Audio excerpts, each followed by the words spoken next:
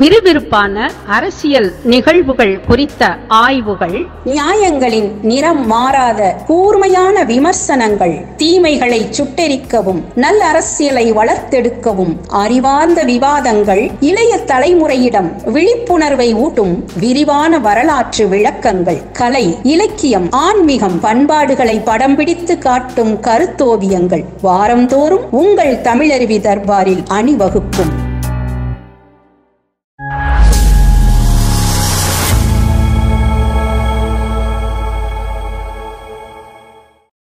நெஞ்சு பொறுக்குதில்லையே. தமிழருவி தர்பார் நேயர்களை மீண்டும் ஒரு அரசியல் விவாத அரங்கில் சந்திப்பதில் வணக்கமும் மகிழ்ச்சியும். நமது அரங்கத்திற்கு ஐயா தமிழருவி மணியன் அவர்கள் வந்திருக்கிறார். ஐயா வணக்கங்க ஐயா. வணக்கம் குமரையா. ஐயா வழக்கம் போல் அரசியல் கேள்விகள். முதல் கேள்வி, மத்திய உள்துறை அமைச்சர் அமித்ஷா அவர்களை அதிமுகவினுடைய பொதுச் செயலாளர் எடப்பாடி பழனிசாமி அவர்கள் சந்தித்திருக்கிறார். அந்த சந்திப்பிற்கு பிறகு சமூக வலைதளங்களில் 2026 தேசிய ஜனநாயக கூட்டணி ஆட்சி தமிழகத்தில் மலரும் என்று அமித்ஷா குறிப்பிட்டுள்ளார். தமிழகத்தினுடைய கூட்டணி காட்சிகள் எப்படி மாறும்? இந்த சந்திப்புகள் பற்றி நீங்கள் என்ன நினைக்கிறீர்கள் ஐயா? குமரையா, தமிழ்நாட்டை பொறுத்தவரையில் இதுவரை திராவிட முன்னேற்றக் கழகமோ அண்ணா திராவிட முன்னேற்றக் கழகமோ கூட்டணி கட்சிகளுக்கு இடம் தராமல் தனிப்பட்ட முறையிலே தான் ஆட்சி நடத்தி இருக்கிறார்கள். ஆனால் 2006 2011 வரை நடைபெற்ற கலைஞருடைய ஆட்சி கூட்டணி ஆட்சியாக இருந்திருக்க வேண்டும்.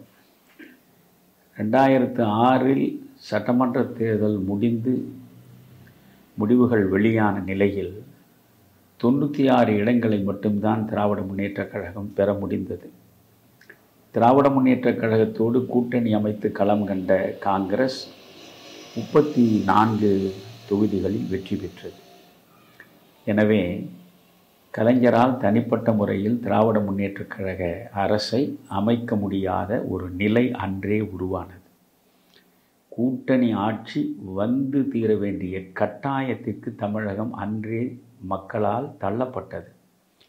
ஆனால் கலைஞருடைய சாணக்கியத்தனமும் காங்கிரசினுடைய இயலாமையும் சேர்ந்துதான் திராவிட முன்னேற்றக் கழகம் ஒரு சிறுபான்மை அரசையே தனிப்பட்ட அரசாக 5 ஆண்டு காலம் நடத்தி கொண்டு செல்ல முடிந்தது. அதனாலே தான் அன்று ஜெயலலிதா அவர்கள் திரும்ப சிறுபான்மை அரசு மைனாரிட்டி கவர்மெண்ட் என்றே தான் அவர் குறிப்பிடுவார். நினைத்து பாருங்கள், காமராஜர் ஆட்சி எங்களுடைய கனவு என்று சொல்லக்கூடிய காங்கிரஸ்காரர்களுக்கு முதலில் ஆட்சி நாற்காலியில் அதிகார பகிர்வின் அடிப்படையில் அமர்வதற்கான வாய்ப்பு 2006 கனிகிறது. 1967க்கு பிறகு 2006 ஏறக்குறைய ஒரு 39 ஆண்டுகளுக்கு பின்னால் அதிகார நாற்காலியில் அமரக்கூடிய வாய்ப்பு காங்கிரஸ் கட்சிக்கு மக்களால் தரப்படுகிறது. உண்மையில் இவர்கள் அங்கிருந்து தொடங்கி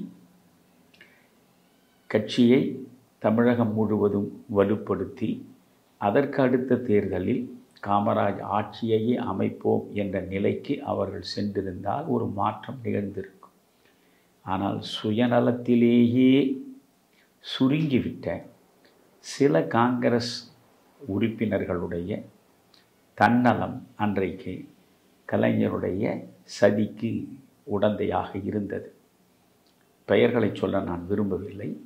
அதே நேரத்தில் சோனியா காந்தியாரும் கலைஞர் மீது ஒரு நிர்பந்தத்தை திணிக்க முடியாத நிலைமை அன்று உருவானது. காரணம், அகில இந்திய அளவில் மத்தியில் திராவிட முன்னேற்றக் கழக ஆதரவு இவர்களுக்கு தேவைப்பட்டது. அதனால் காங்கிரஸும் திராவிட முன்னேற்றக் கழகமும் சேர்ந்து மத்தியில் கூட்டணி ஆட்சி நடத்துகிற பொழுது இங்கே திராவிட முன்னேற்றக் கழகத்தோடு சேர்ந்து நாங்கள் ஒரு கூட்டணி ஆட்சியை நடத்த விரும்புகிறோம் என்று காங்கிரஸ்காரர்களால் சொல்ல முடியவில்லை. அங்கே நீங்கள் கூட்டணியில் இடம்பெற்றிருக்கிறீர்கள், இங்கே எங்களுக்கு அந்த கூட்டணி ஆட்சியில் இடம் தர ஏன் மறுக்கிறீர்கள் என்று இவர்களால் கேட்க முடியவில்லை. சோனியா காந்தியும் கலைஞர் கருணாநிதி கொடுத்த நிர்பந்தத்தின் அடிப்படையில் சரி, நீங்கள் காங்கிரஸ்காரர்கள் கூட்டணி ஆட்சி குறித்து பேச வேண்டாம் என்று கட்டளையிட்டு விட்டார். எனவே இவர்களை பொறுத்தவரையில் இந்த கில்லர் இன்ஸ்டிங்க்ட் என்று ஆங்கிலத்திலே சொல்லுவார்கள், ஒரு போர் குணம். எப்படியும் தமிழ்நாட்டில் காங்கிரஸ் கட்சியை வளர்த்து விட வேண்டும். பெருந்தலைவர் காமராஜர் காலத்தில் கொடிகட்டி பறந்த அந்த காங்கிரசுக்கு இருந்த செல்வாக்கை மறுபடியும் மக்களிடம் நாம் பெற்றாக வேண்டும் என்ற அந்த போர் குணத்தோடு செயற்படுவதற்கான சூழலில் அன்று முதல் இன்று வரை காங்கிரஸ்காரர்கள் இருந்திருந்தால் காங்கிரஸில் எத்தனையோ வியக்கத்தக்க மாற்றங்கள் நிகழ்ந்திருக்கும். எனவே கையில் கிடைத்த வாய்ப்பை கூட கலைஞரின் காலடியில் காணிக்கையாக வைத்துவிட்டு அந்த 5 ஆண்டுகளில் என்னென்ன சலுகைகளை நம்மால் பெற முடியும், எந்தெந்த வகைகளில் வசதி வாய்ப்புகளை பெருக்கிக் கொள்ள முடியும் என்றுதான் இங்கே இருந்த காங்கிரஸ் சட்டமன்ற உறுப்பினர்கள் கணக்கு போட்டு பார்த்தார்களே தவிர காமராஜர் ஆட்சி குறித்து அவர்கள் கவலைப்படவில்லை.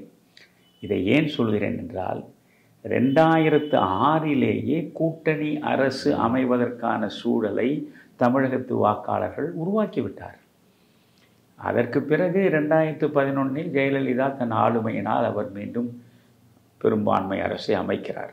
பிறகு 2016 அது ஒரு சரித்திர சாதனை தான், 2வது முறை. ஏனென்றால் திமுக அதிமுக வரலாற்றில் நீங்கள் பார்த்தால் திமுக ஒரு முறை ஆட்சிக்கு வந்தால் மறுமுறை ஆட்சிக்கு வராது.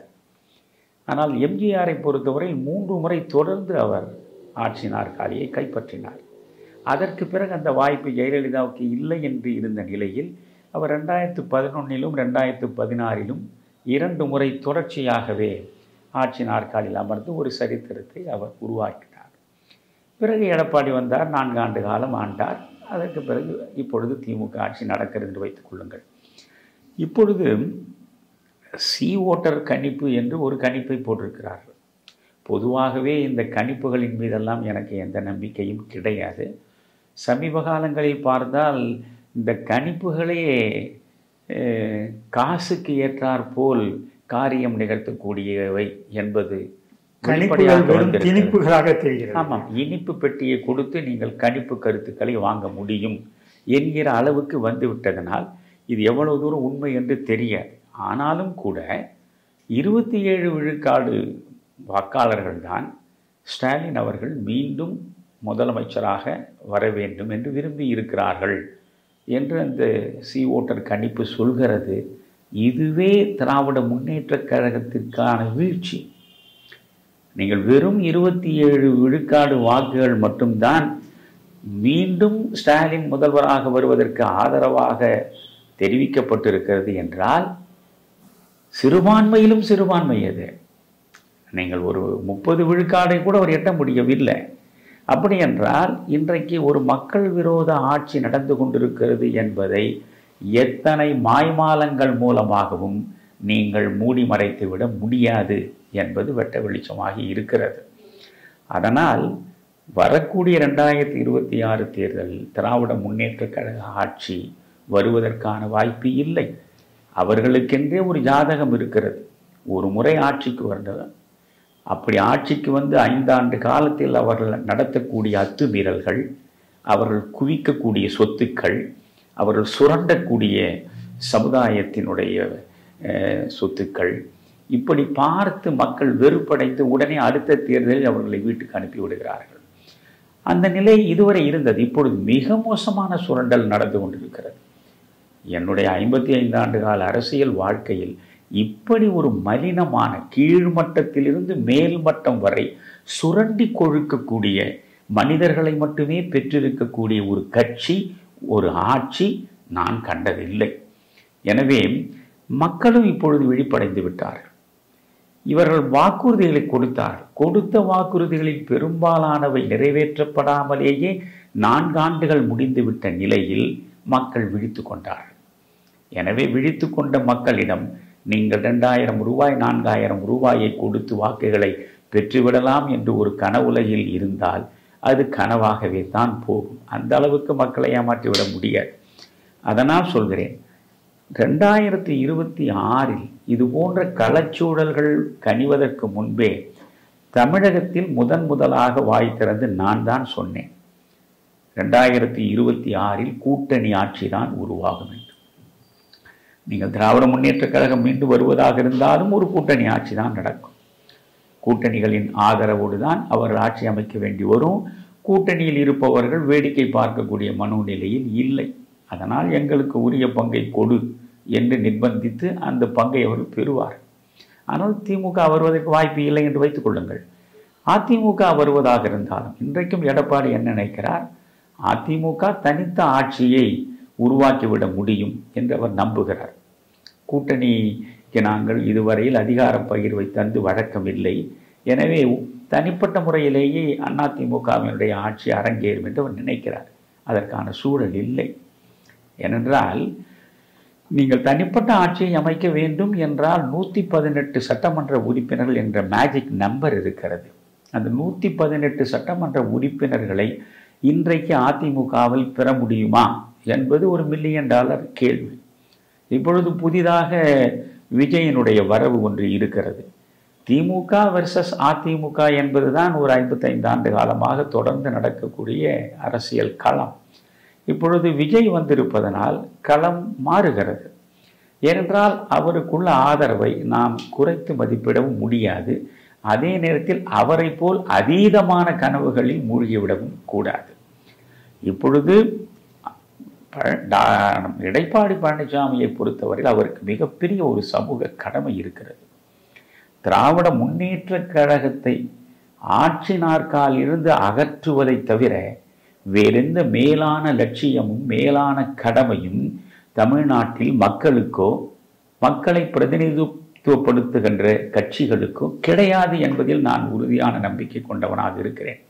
எனவே திமுகவுக்கு எதிரான ஒரு வாக்கு கூட சிதறாமல் பார்த்து கொள்ள வேண்டும் என்று நான் ஆசைப்படுகிறேன். சிறுபான்மை மக்கள் கூட கண்ணை மூடிக்கொண்டு தங்கள் நலனை காக்கக்கூடிய கட்சி திமுக தான் என்ற நினைப்பில் அவர்கள் சென்று மீண்டும் ஆதரவை தந்துவிடக்கூடாது என்று நான் அவர்களை விரும்பி வேண்டிக் கொள்கிறேன். நீங்கள் இஸ்லாமிய மார்க்கத்திலேயே தெளிவாக சொல்லப்படுகிறது.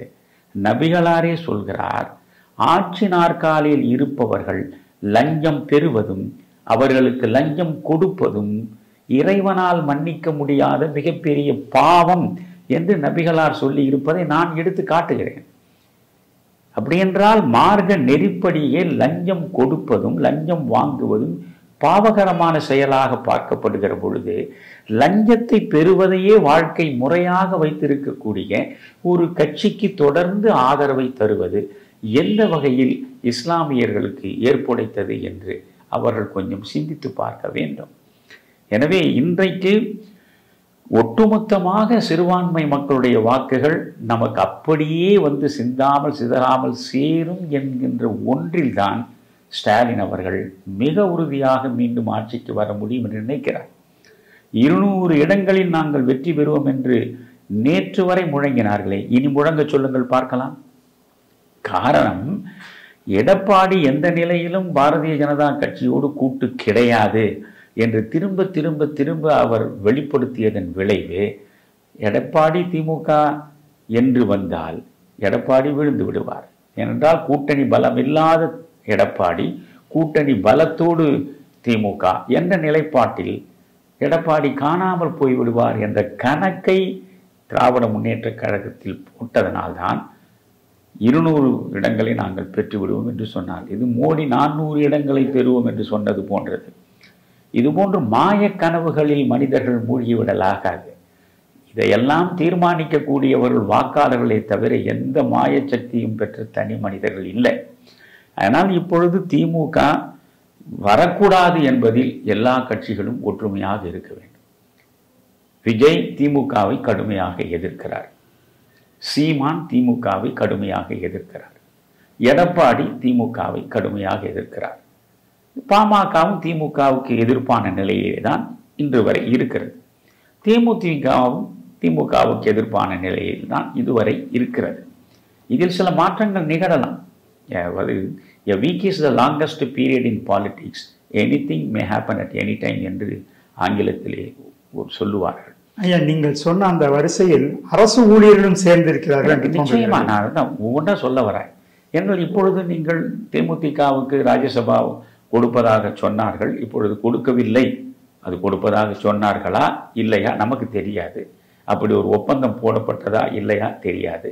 ஆனால் அதில் பிரேமலதா அவர்களுக்கு ஒரு ஆதங்கம் இருப்பது நியாயமானது. ஒரு நம்பிக்கையை கொடுத்து பிறகு அந்த நம்பிக்கை நிறைவேறாத நிலையில் அவர் ஆதங்கப்படுவது நியாயமானது. அந்த ஆதங்கத்தின் அடிப்படையில் அவர் திடீரென்று திமுகவின் பக்கம் திரும்புவாரா என்ற ஒரு சந்தேகம் இன்றைக்கு அரசியல் களத்தில் இருக்கிறது. அது ஒரு பக்கம். பாமகவை பொறுத்தவரையில் தேர்தல் நேரத்திலே தான் அவர்கள் எப்பொழுதுமே எல்லாவற்றையும் அலசி ஆராய்ந்து கணக்கு போட்டு தங்களுக்கு எது சரியாக இருக்கும் என்று அவர் முடிவெடுப்பார்கள். மக்களுக்கு எது சரியாக இருக்கும் என்பது இரண்டாவது பட்சம். தங்களுக்கு தங்கள் கட்சிக்கு எது சரியாக இருக்கும் என்றுதான் அவர்கள் முடிவெடுப்பார்கள். அதை பற்றி நாம் விமர்சிப்பதற்கு ஒன்றும் இல்லை. அதனால் அரசியலில் காட்சிகள் மாறலாம். நான் இவர்கள் அனைவரிடம் வேண்டிக் கொள்வது என்னவென்றால், இப்படி ஒரு மோசமான ஒரு ஊழல் ஆட்சியை நீங்கள் எந்த வகையிலும் சகித்து கொள்ளலாகாது. அப்படி சகித்துக் கொள்வதாக இருந்தால் நீங்கள் மக்கள் நலன் சார்ந்தவர்கள் இல்லை என்பது மிக மிக உறுதியான உண்மையாகிவிடும். ஆனால் அத்தனை எதிர்க்கட்சிகளும் முடிந்த வரையில் வாக்குகள் சிதறாதபடி கூட்டணியை அமைக்க வேண்டும். அதற்கு வாய்ப்பே இல்லை. திமுக வெர்சஸ் மற்ற கட்சிகள் அனைத்தும் என்ற வாய்ப்பு இல்லை. இந்த நிலையில் எடப்பாடி இப்பொழுது அமித்ஷாவை சந்தித்திருக்கிறார் என்றால் நிச்சயமாக கூட்டணி வலுப்பெறுவதற்கான வாய்ப்பு கனிந்திருக்கிறது. இன்னமும் எடப்பாடி அதை வெளிப்படுத்தவில்லை. அதற்கு சில உத்திகள் காரணமாக இருக்கலாம். இப்பொழுதே அமித்ஷா சொல்வதை இவர் வழிமொழிந்து விட்டால் இன்றே இவர்கள் பிஜேபியினுடைய ஆளுகைக்கு உட்பட்டவர்களாக மாறிவிடக்கூடும் என்கிற அச்சம் அவர்களுக்கு இருக்கலாம். ஏனென்றால் பிஜேபி கூட்டணி வைத்து அந்த கூட்டணி கட்சியை முழுவதுமாக தன்வயப்படுத்திக் கொள்வதற்கு எதை வேண்டுமானாலும் செய்யும் என்பதை வடமாநிலங்களில் பல இடங்களில் நாம் எடுத்துக்காட்டாக சொல்லலாம். அது விவரித்தால் நேரம் அதிகமாகும். அது கடைசி சான்றே நீங்கள் மகாராஷ்டிராவில் பார்த்திருக்கலாம். அதனால் இப்பொழுதே நாம் அது வேண்டாம், தேர்தல் வருகிற நேரத்தில் இவர்களோடு நாம் கூட்டணியை அமைத்து கொள்ளலாம் என்று எடப்பாடி நினைத்தால் அவருடைய வியூகத்தை நான் குறை சொல்ல மாட்டேன். ஆனால் அவர் கூட்டணி அமைக்க வேண்டும். இரண்டாவது, உட்கட்சிக்குள் இருக்கக்கூடிய பூசல்கள் முழுவதுமே களையப்பட வேண்டும்.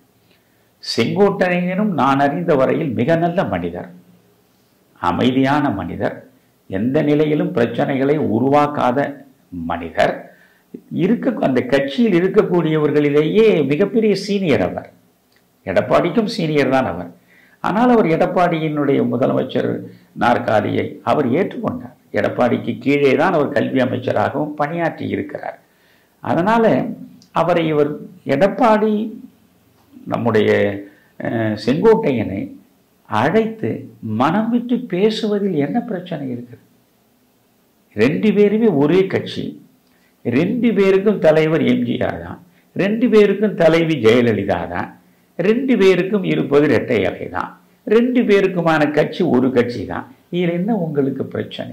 ஈகோ என்று ஒன்று இருந்து இந்த ஈகோவினாலேயே இந்த இந்திய நாட்டின் அரசியலில் பல பிளவுகள் ஏற்பட்டிருப்பதை நாம் சுதந்திரம் பெற்ற காலம் தொட்டு இன்று வரை பார்த்திருக்கிறோம்.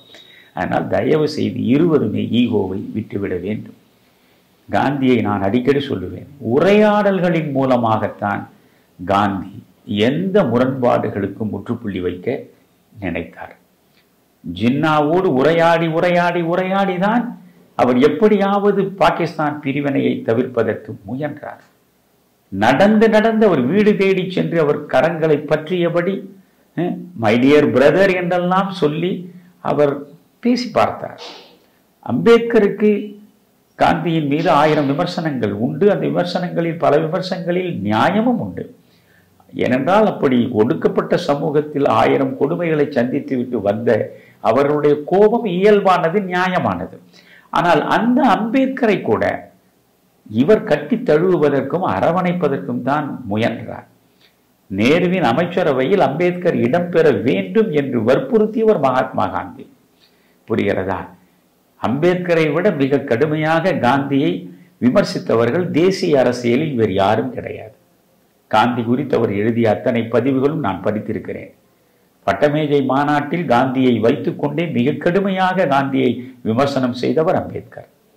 அதை பற்றியெல்லாம் காந்தி பொருட்படுத்தவில்லை. சுதந்திரத்திற்கு பிறகு நாடு சிதைந்து விடாமல் இருக்க வேண்டும், மக்கள் நலன் சார்ந்த திட்டங்கள் சிறப்பாக தீட்டப்பட வேண்டும், நிர்வாகம் மிகச்சிறந்த முறையில் நடக்க வேண்டும் என்றால் அறிவு சார்ந்த பெருமக்கள் அனைவரும் கூட வேண்டும் என்ற நிலைப்பாட்டில்தான் ஒரு அறிவின் பிம்பமாக விளங்கிய அம்பேத்கர் அதில் இடம்பெற வேண்டும் என்று காந்தி நினைத்தார்.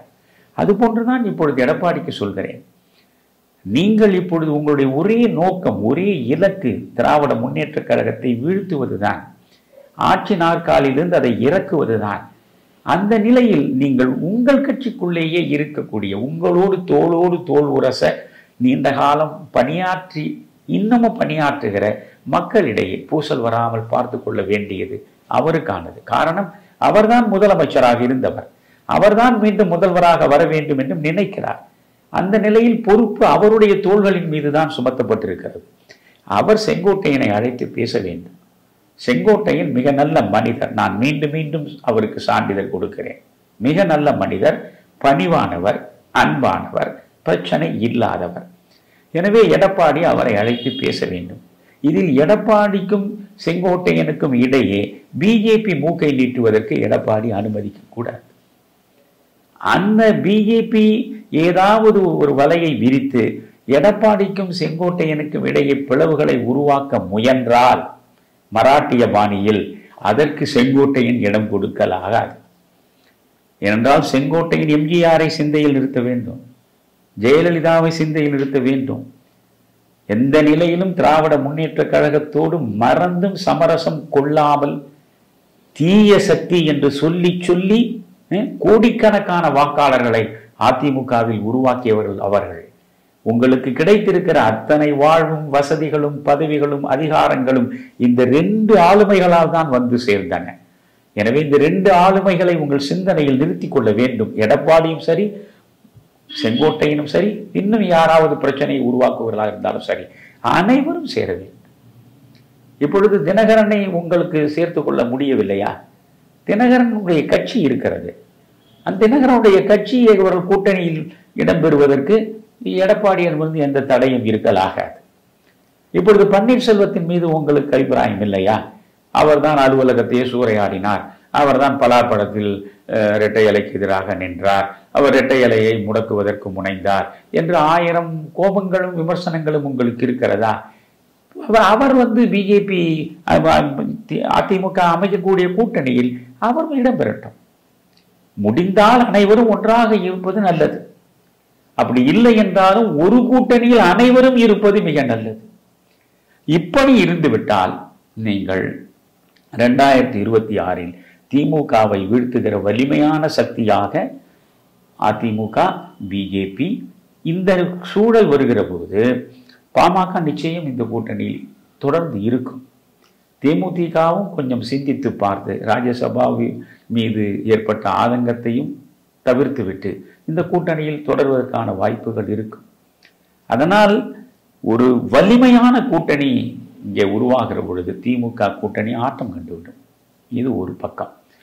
விஜயை பற்றி நீங்கள் தனியாக நீங்கள் கேட்டால் நான் சொல்கிறேன். இப்பொழுது விஜய் ஒரு கட்சியை வைத்திருக்கிறார், அவரும் கூட்டணி அமைப்பதற்கு முயற்சிக்கலாம். ஆனால் எந்த நிலையில் பார்த்தாலும் தமிழ்நாட்டு அரசியல் என்பது திமுக கூட்டணி வெர்சஸ் அதிமுக கூட்டணி தான். அது வந்து இப்போதைக்கு மாறுவதற்கு வாய்ப்பு இல்லை.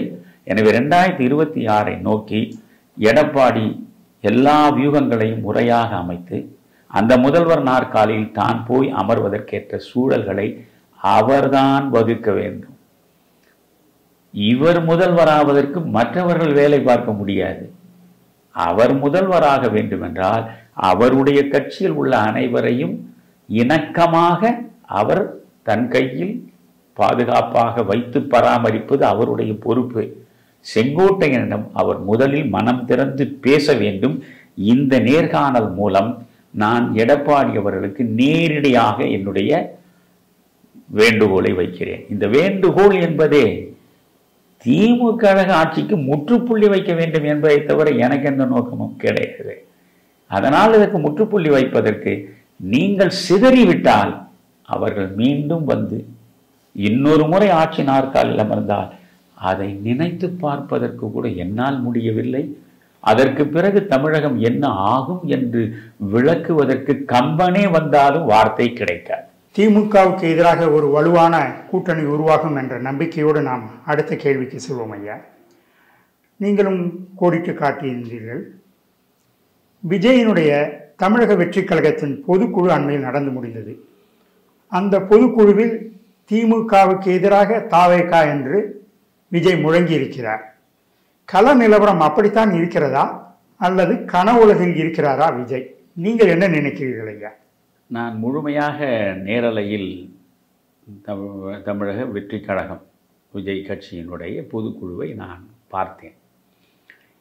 அது முழுக்க முழுக்க எந்தவித முதிர்ச்சியும் அற்ற சிறு பிள்ளைகள் கூட்டம் மாதிரி தான் எனக்கு அது தெரிந்தது. ஒரு பொதுக்குழு என்றால் அந்த பொதுக்குழுவில் இருக்கக்கூடியவர்கள், அந்த பொதுக்குழுவில் உள்ளவர்கள் எப்படி கருத்துக்களை வெளிப்படுத்துவது, மேடையில் இருக்கக்கூடியவர்கள் எந்த மாதிரி அந்த பொதுக்குழுவில் இந்த கட்சியினுடைய வியூகங்களை விளக்குவது என்றெல்லாம் ஒரு வரைமுறை இருக்கிறது. அதுக்காக தான் பொதுக்குழு கூடுகிறது.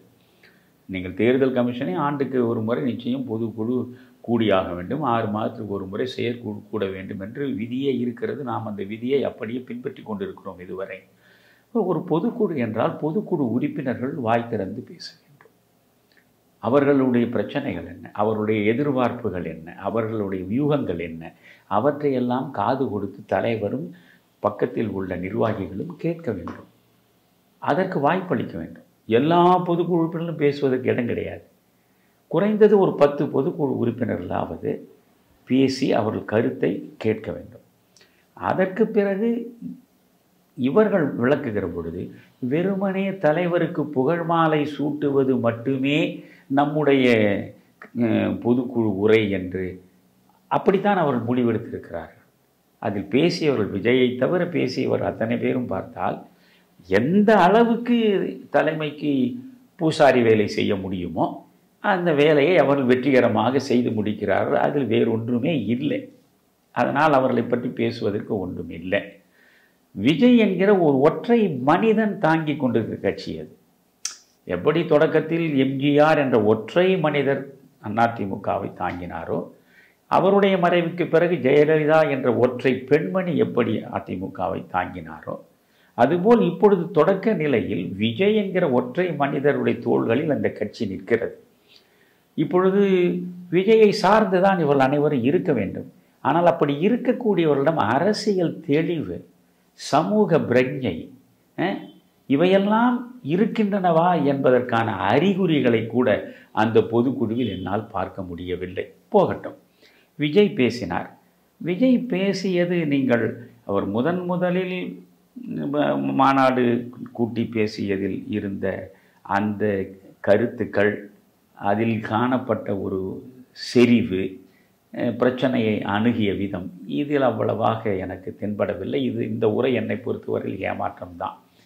அவர் என்ன என் பெயர் சொல்லாமல் சொன்னதாக சொல்கிறீர்கள், நான் இப்பொழுது பாஜக என்றால் நான் அச்சப்படுவேனா, மோடிஜி, வணக்கஞ்சி, எந்தஜி என்று பேசுவது, இதெல்லாம் திரைப்படத்தில் அவர் எப்பொழுதுமே அது ரஜினிகாந்த் உருவாக்கி கொடுத்தது. கதாநாயகன் கொஞ்சம் நகைச்சுவை இழையோட நடித்து பெரிய வெற்றியை சாதிப்பது என்பதை ரஜினி தான் அதை முதல்ல தொடங்கி வைத்தார். அதுக்கு முன்பெல்லாம் கதாநாயகனாக இருப்பார், நகைச்சுவை நடிகர் இருப்பார். கதாநாயகனை நகைச்சுவையை பாணியை கையெடுத்து வெற்றிகரமாக வலம் வந்தது ரஜினியின் பாதையில் அப்படியே பயணிப்பது தான் இப்பொழுது உள்ள கதாநாயகர்கள் பல பேர். விஜய் அதில் பெரிய வெற்றி பெற்றிருக்கிறார், அதில் மாற்று கருத்தே கிடையாது. ஆனால் அதே பாணியை அரசியலில் அவர் கையாள்வது என்பது அவ்வளவு சரியாக இல்லை. நாம் இப்பொழுது அவர் தொடக்க நிலையில் இருக்கிறார்.